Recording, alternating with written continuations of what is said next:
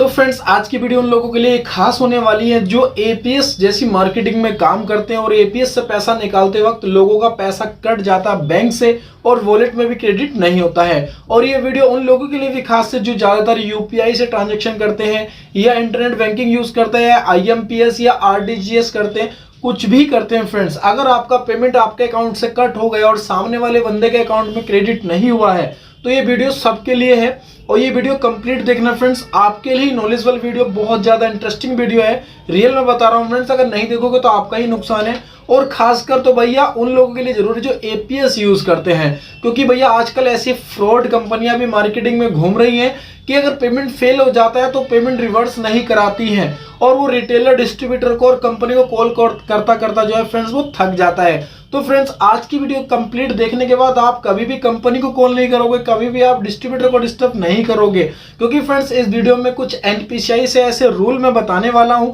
जिससे बैंक को आपको 7 दिन के अंदर पैसा रिफंड करना ही करना है। चाहे वो किसी भी रीजन से आपका पैसा कटा हो और फेल्ड हो गया है तो 7 दिन के अंदर वो पैसा बैंक आपको रिफंड कराएगा। अगर वो ऐसा नहीं करता है तो फ्रेंड्स उसको 100 रुपया पर डे के हिसाब से आपको पेनल्टी देना पड़ेगा। तो सारा मामला मैं इस वीडियो में बताऊंगा, तो वीडियो कंप्लीट देखना और वीडियो लाइक नहीं किया तो वीडियो को लाइक करना और ये ज्यादा से ज्यादा शेयर कर देना, क्योंकि ये वीडियो बहुत ज्यादा नॉलेजेबल और एपीएस में मार्केटिंग में काम करने वाले के लिए तो बहुत ज्यादा जो है फायदेमंद वीडियो है फ्रेंड्स। तो चलिए इस वीडियो को शुरू करते हैं। जैसा कि फ्रेंड्स आपको पता है कि वही जो फाइनेंशियल ईयर होता है वो 31 मार्च तक होता है और 1 अप्रैल से जो है नया जो इनका ईयर शुरू हो जाता है बैंकिंग में या किसी भी गवर्नमेंट जो है वर्क में। तो फ्रेंड्स 1 अप्रैल को काफी ज्यादा बैंकों का बिल्कुल सर्वर ही डाउन था, यानी कि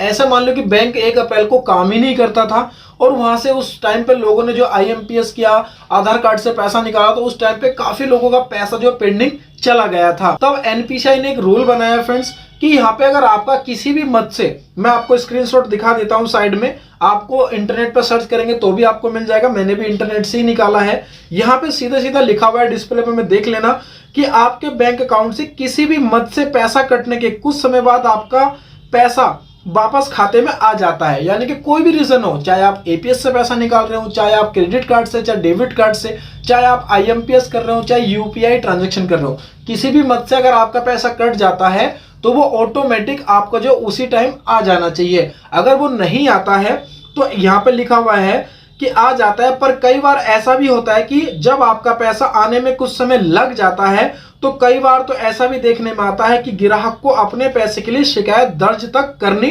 पड़ती है, क्योंकि बैंक मैनेजर आजकल के इतने अच्छे नहीं है कि वहां पे जाएंगे तो वो 4 बात आपको उल्टी ही समझा देते हैं फ्रेंड्स। तो आपको बैंक मैनेजर से जाके भी कोई झेड़-पेड़ करने की जरूरत नहीं है फ्रेंड्स। यहाँ पे अगर आपको आपके बैंक के इस नियम के बारे में नहीं पता है तो आपको शिकायत दर्ज करने के 7 दिन के अंदर आपका पैसा रिटर्न आ जाएगा। अगर नहीं आने पर, अगर 7 दिन में अगर आपने कंप्लेन कर दी, जैसे आपका पैसा कटा, आप बैंक में जाएंगे तो बैंक वाले अच्छे से बात नहीं करते हैं, तो आपको वहां पे कुछ नहीं करना है, सीधा बैंक के कस्टमर केयर को कॉल लगाना है और क्या बोलना वो मैं आगे आपको बता देता हूं। पहले इसको पढ़ लीजिएगा फ्रेंड्स। अगर वो 7 दिन तक रिटर्न नहीं करता, बैंक बिल्कुल लुल है, जो कुछ भी नहीं करना चाहेगा, ठीक है हम नहीं चक्कर में पड़ते हैं, तो उस कंडीशन में अगर 7 दिन के अंदर पैसा रिफंड नहीं करता है तो वो बैंक आपको 100 रुपया पर डे के हिसाब से हर्जाना देना होगा। जी हाँ फ्रेंड्स, ये एनपीसीआई ने रूल बनाया हुआ है और ये रूल जो है फ्रेंड्स एनपीसीआई और आरबीआई दोनों की तरफ से जो बना हुआ है फ्रेंड्स, और ये जो है 20 सितंबर 2019 से ही लागू हो गया था।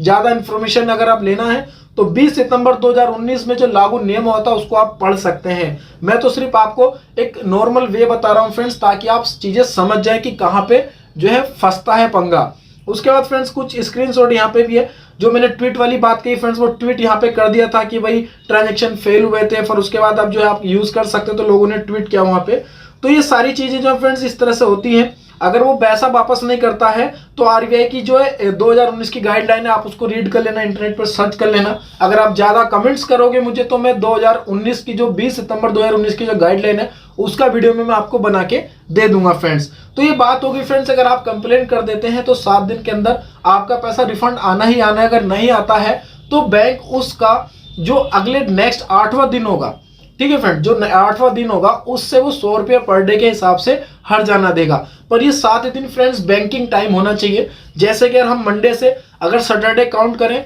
तो वही वहां से मंडे ट्यूसडे वेडनेसडे इस तरह से खुलता है, पर बीच में कोई फेस्टिवल पड़ गया, वो छुट्टी हो गई, तो वो दिन काउंट नहीं होता है। जिस दिन बैंक ओपन होता है उसी दिन के 7 दिन आपको काउंट करने हैं। तो फ्रेंड्स, अब रही बात, ये घुमा फिरा के मैं नहीं बोलना चाहूंगा, अगर आपका पैसा फंसता है किसी भी माध्यम से, जैसे आजकल बहुत ज्यादा इशू आ रहे हैं एपीएस में, क्योंकि मैं भी काफी कंपनियों में काम करता हूं, तो वहां पे भी काफी ज्यादा लोग जो ट्रांजेक्शन फेल को लेके कंप्लेन करते हैं। तो मैं तो कंपनी को कंप्लेन करता हूं, कंपनी भी अपने स्तर से वही चीज करती है जो आपको करनी चाहिए। तो फ्रेंड्स, इस तरह से काफी ऐसी जो है झोला छाप कंपनी आ रखी है मार्केटिंग में कि ट्रांजैक्शन फेल हो गया और आप भैया कितनी कंप्लेन कर लो, आपका पैसा रिफंड नहीं आता, क्योंकि आपको सही गाइडलाइन नहीं मिलती है, आपको सही रास्ता नहीं मिलता है कंप्लेन करने का। क्योंकि आपको तो पता भी हम कंपनी में काम कर रहे हैं, इस कंपनी के द्वारा हमारा पैसा कटा तो हम इस कंपनी को ही कंप्लेन करेंगे, पर आप गलत हो फ्रेंड्स। आप जो है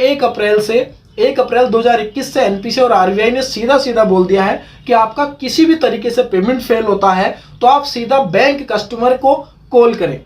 ठीक है, अगर आपका बैंक मैनेजर बहुत अच्छा है तो बहुत अच्छी बात है, वहां कंप्लेन दर्ज कर लेता तो बहुत ही ज्यादा गुड लक है। पर फ्रेंड्स, अगर वो नहीं करता कि नहीं हम नहीं जानते, ये वो दुनिया भर की बातें वो करेगा, तो आपको कुछ नहीं करना है, सीधा इंटरनेट पे सर्च करना है, जो भी बैंक का पैसा आपका कटा है उसका कस्टमर केयर नंबर आपको लेना है और सीधा कंप्लेन करना है। और कंप्लेन में भी आपको ये नहीं बोलना कि हेलो सर, हम जो है एपीएस से पैसा निकाल रहे थे और हमारा पेमेंट फेल हो गया, इस तरह से बोलोगे ना तो तुम्हारा कुछ नहीं होने वाला। सीधा जो बोलना है फ्रेंड्स, ये बोलना है कि बैंक रिटेलर जो कस्टमर केयर होता है उसको आप कॉल करेंगे, वो कस्टमर केयर उस बंदे की जिस बैंक से खाते से पैसा कटा है, जिस अकाउंट से पैसा कटा है, उस कस्टमर को साथ में रखिए। और खुद रिटेलर भी कॉल कर सकता है, क्योंकि कस्टमर इतने ऐसे भी होते हैं गांव बस्ती में जो पढ़े लिखे नहीं होते, वो कस्टमर केयर से बात नहीं कर सकते, पर उसकी बैंक पासबुक अपने पास रखिए, क्योंकि वो डिटेल्स पूछता है customer care as a security purpose. ठीक है, कि इसका नाम, इसकी डेट ऑफ बर्थ, उसका अकाउंट नंबर, क्योंकि हो सकता है कोई फर्जी आदमी भी बात कर सकता है। तो रिटेलर जो है आप कस्टमर को भी रखिए जिसका पैसा कटा है, जिस दिन पैसा कटा है उसी दिन आप कंप्लेन करिए सीधा बैंक कस्टमर केयर के नंबर पे। इंटरनेट सर्च कर लोगे, हर बैंक के कस्टमर केयर का आपको नंबर मिल जाएगा। तो वहां पे कंप्लेन करिए कि सर ऐसे से इस तारीख को हमारा इतना रुपए का हम ट्रांजेक्शन कर रहे थे, यानी कि हम बैंक से अपने बैंक से दूसरे के बैंक अकाउंट में पैसा ट्रांसफर कर रहे थे, पर हमारा पैसा हमारे बैंक से तो कट गया पर सामने वाले बैंक अकाउंट में नहीं गया। यही कंप्लेन आपको करना है, तभी वो आपकी कंप्लेन दर्ज करेगा और उस पर एक्शन मिलेगा और 7 दिन के अंदर आपका पैसा बंदे के बैंक अकाउंट में रिफंड आएगा 101%। ये चैलेंज है फ्रेंड्स। अगर आप कंप्लेन करते हैं, कंप्लेन करने का तरीका आपका सही है, तो 7 दिन के अंदर आपका पेमेंट रिफंड आ जाएगा उस बंदे के बैंक अकाउंट में। अगर नहीं आता है तो जो एनपीसी आरबीआई उस बैंक पे अगर वो बैंक पैसा रिफंड नहीं करता है तो 100 रुपया पर डे के हिसाब से वो जो है वहां पे चार्ज करेगी। तो फ्रेंड्स, आपको ये बताना है कि हम इस अकाउंट से इस तारीख को इतना रुपया निकाल रहे थे, मतलब ट्रांसफर कर रहे थे, निकालने दूसरे को ट्रांसफर कर रहे थे, क्योंकि फ्रेंड्स आप एपीएस जो पैसा निकालते हैं ना वो ट्रांसफर करना ही होता है, क्योंकि जिस कंपनी के एपीएस को आप यूज कर रहे हैं और जिस कंपनी का एपीएस वहां कंपनी में चलता है, जैसे फिनो पेमेंट्स बैंक का ही चलता है या यस बैंक का चलता है, तो वो पैसा किसी ना किसी अकाउंट में जाता है,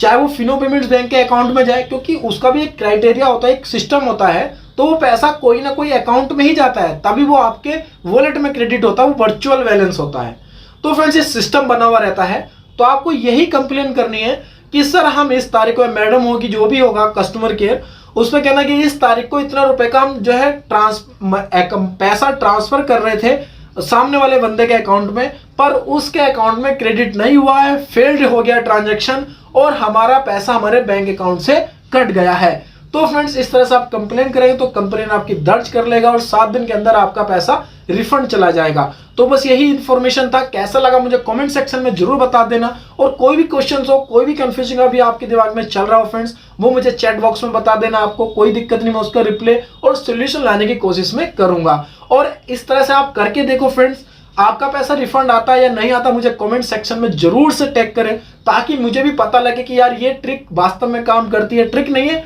मतलब ये रूल फॉलो होता है कि नहीं होता है। अगर नहीं होता होगा तो मैं इसके खिलाफ कोई ना कोई एक्शन या आवाज उठाऊंगा। अगर मैं शुरुआत करूंगा तो आप भी शुरुआत करेंगे, तो बहुत ज्यादा ग्रुप हो जाएगा, तो इस चीज पे एक्शन भी होने लगेगा। तो ये कैसा लगा वीडियो मुझे कमेंट सेक्शन में जरूर बताना, और वीडियो लाइक नहीं किया तो लाइक कर देना, लोगों को शेयर कर देना, क्योंकि बहुत ज्यादा नॉलेजेबल वीडियो है फ्रेंड्स। थोड़ा लेंथी हो गया होगा, उसके लिए सॉरी, पर आपको हर चीज क्लियर करना मेरा मोटिव रहता है। हर चीज क्लियर करके आपको समझाने का मेरा मकसद रहता है, इसलिए आपका प्यार मुझे लगातार मिलता रहता है। अगर चैनल सब्सक्राइब नहीं किया तो चैनल को जरूर से सब्सक्राइब कर लेना, बेल आइकन प्रेस कर लेना, क्योंकि आपके लिए ऐसी इंटरेस्टिंग वीडियो मैं लाता रहता हूं। तो चलिए दोस्तों, फिर मिलता हूं नेक्स्ट वीडियो लेकर, तब तक के लिए जय हिंद, वंदे मातरम।